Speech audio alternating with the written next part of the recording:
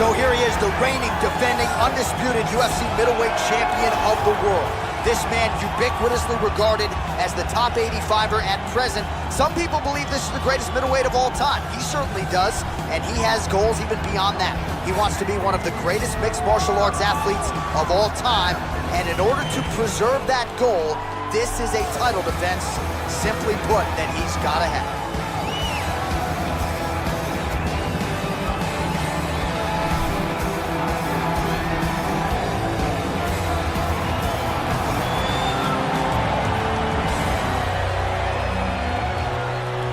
In order to preserve that goal, this is a title defense, simply put, that he's got to have.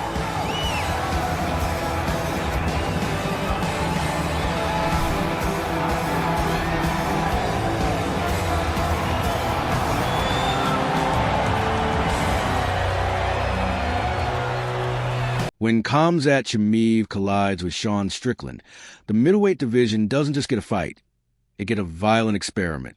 What happens when an unstoppable force meets a man who simply refuses to stop moving forward? Inside a sold-out arena vibrating with anticipation, the answer is about to unfold in real time. Chimaev enters first, calm, focused, almost eerily composed. No wasted motion, no theatrics.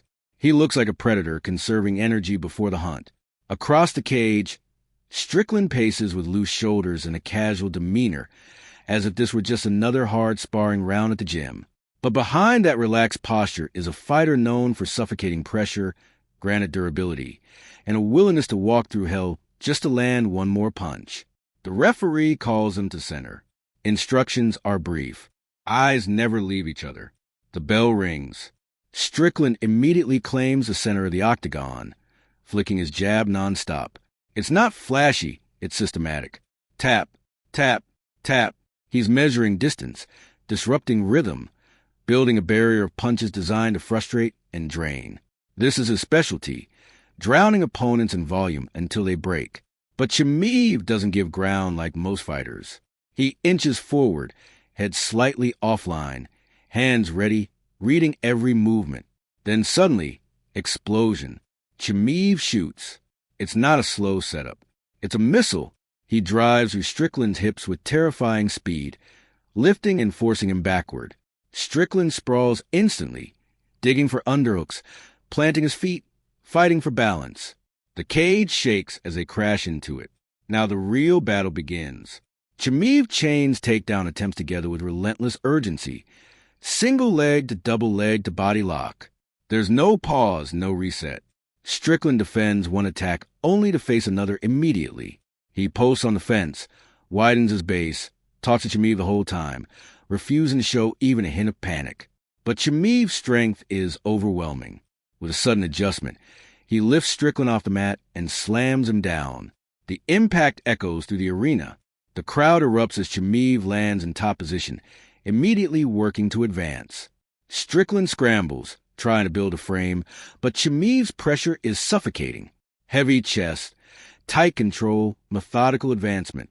He slides toward half guard, then threatens a pass.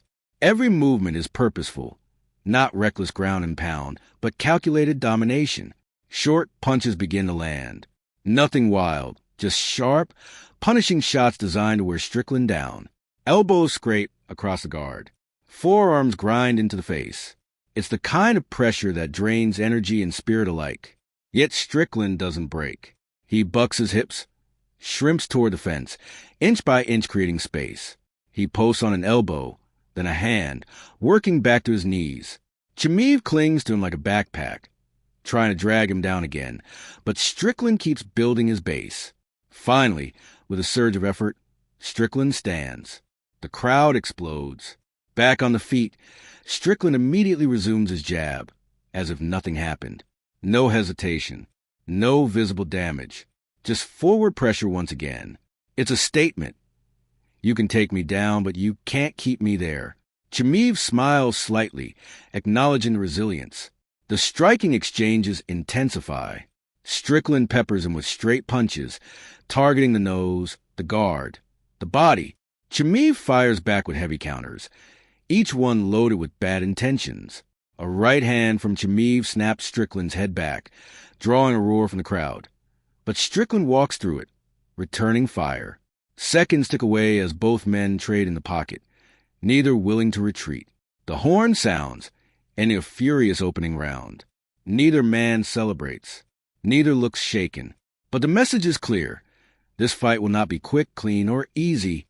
This is going to be a war of endurance, willpower, and damage.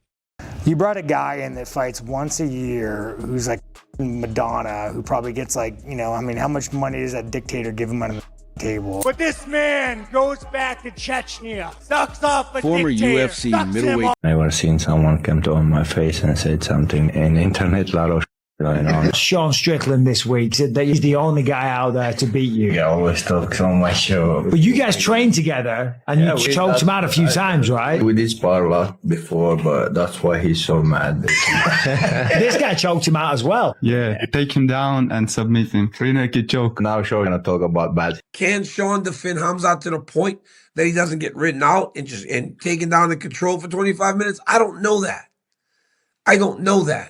But I tell you one thing that I do know is that if that guy that showed up tonight shows up in that fight, it will be much more difficult a fight for the great Khamzat Chimaev. Why? Because even Israel Adesanya, at the peak of his power, struggled with that version of Sean Strickland. The Dricus du Plessis fight, it didn't seem like Sean was locked all the way in.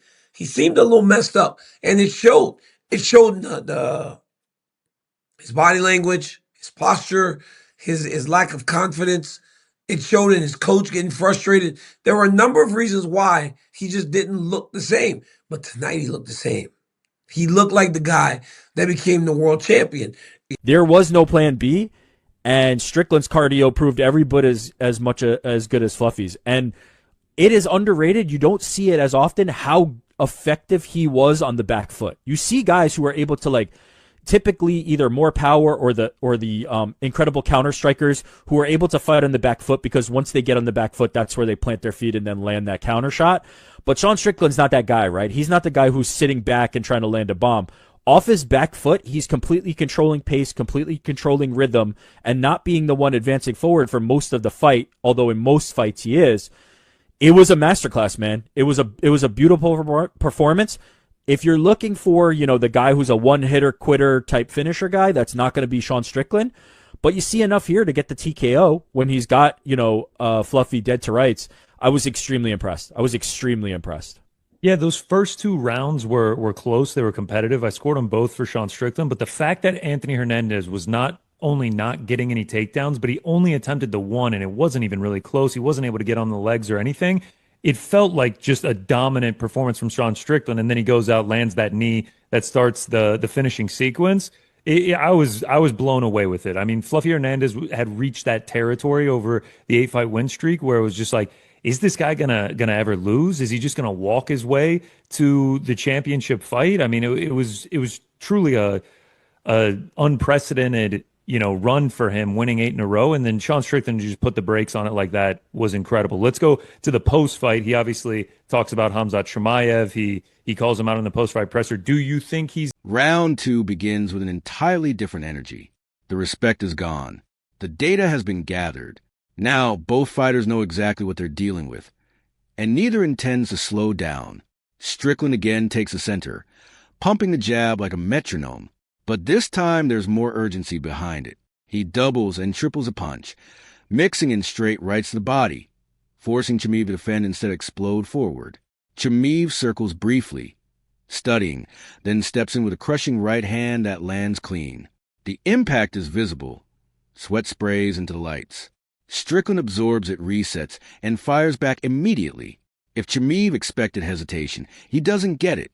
Instead, the pace escalates. Strickland begins to walk Chimaev down, throwing in volume, crowding his space, making it difficult to launch another explosive takedown. It's a classic pressure strategy. Remove the room needed for power. But Chimaev adapts. He feints the shot this time. No level change commitment.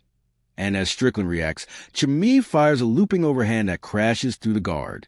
Strickland stumbles a half step back, the first clear moment of vulnerability in the fight.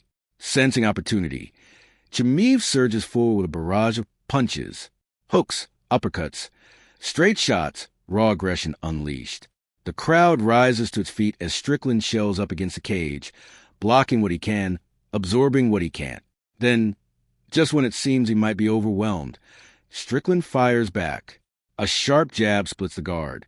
Another follows, then a straight, right down the middle that forces Chimaev to pause. It's not flashy, but it's effective. The kind of disciplined offense that disrupts chaos. The fight resets in the center once more. Both men are breathing heavier now, faces reddened, damage accumulating. But neither looks close to quitting. Chimaev changes levels again, this time committing fully. He drives through, catches Strickland off balance, and dumps him to the mat. This takedown lands clean, with Chimaev immediately securing dominant position. Ground and pound begins in earnest. Heavy punches crash through openings. Elbows slice downward. Strickland covers up, trying to minimize damage while searching for an escape route. He attempts to turn, to shrimp, to post. But Chimaev follows every movement, maintaining suffocating pressure. Time seems to slow as the referee watches closely. Strickland refuses to roll over. He refuses to give his back fully. He absorbs punishment, waits for a small gap, then explodes, posting on one arm and scrambling toward the fence again. The crowd roars at the sheer toughness on display. He gets to his knees, then to one foot, then finally stands, shaking Chimaev off just enough to break free. Back on the feet for the final minute. Both fighters, exhausted yet defiant, trade one last series of punches. No finesse left, just heart, grit, and determination. Each shot carries the weight of everything they've endured in the fight. The final horn sounds. Neither man raises his arms immediately. They simply stare at each other, chests heaving, acknowledging the brutality they just shared. Then, slowly, respect replaces hostility. A nod, a brief embrace. Because regardless of the judges' scorecards, both men prove something undeniable. Neither could be broken easily. And in a sport built on violence, sometimes survival itself is the greatest victory. Sean Strickland ends the Fluffy Hernandez 8-fight win streak by finishing him in the third round. Surprising outcome, to say the least, for me. I did not expect him to finish Fluffy, and I did not expect Fluffy to get 0 takedowns and only attempt 1. What did you guys make of the fight? Ariel, we'll start with you. All right. I thought it was an incredible win for Strickland. Obviously, he didn't look great in his last fight. I know that was a year ago. It felt like this was the moment where he had to step up. Fluffy had looked amazing as of late. Maybe you could say he hadn't fought, anyone of the level of a Sean Strickland, but I still thought that he was one of the best middleweights in the world. And I still think he's one of the best middleweights in the world. And it's kind of crazy that, we thought we were going to get maybe a Fluffy RDR title shot, and both of them just on the cusp of getting that title shot, they both lose in very surprising fashion. Obviously RDR losing, what was it, back in October, I think it was, against Brendan Allen. So a huge win for Sean Strickland, a setback for Fluffy. I still think he can get there. And now the UFC, I still think that they're going to go with Khamzat versus Nasruddin. I think the bigger fight is Sean versus Khamzat. And I think Sean is doing whatever he can to try to, steer the talk in his direction with the stuff that he was saying either before or after the fight. But I still think they'll go with Nasruddin, and that's the right move. But the more sellable fight, if you want to call it that, is Strickland